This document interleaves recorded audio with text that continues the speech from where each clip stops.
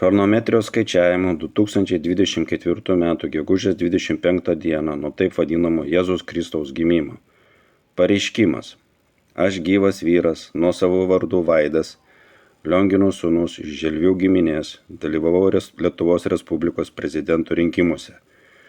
Chronometrijos skaičiavimo 2024 metais gegužės 12 d. pirmajame ture.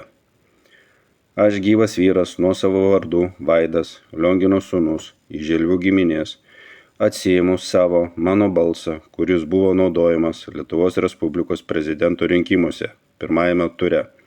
Chronometrijos skaičiavimo 2024 m. gegužės 12 d.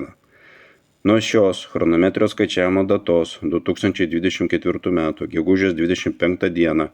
draudžiu naudoti mano gyvo vyro Vaido, Liongino sūnaus Želvių giminės balsą bet kokiose Lietuvos Respublikos korporacijos įmonės rinkimuose.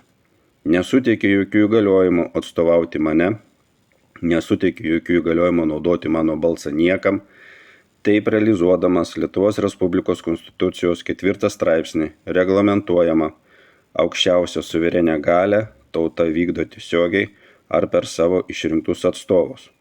Pareiškiu, aš nieko nerinksiu ir nebedalyvausiu jokiuose Lietuvos Respublikos rinkimuose ir pasilieku veto teisę savo vykdyti bei realizuoti savo teisės tiesiogiai, be jokių tarpininkų bei atstovų.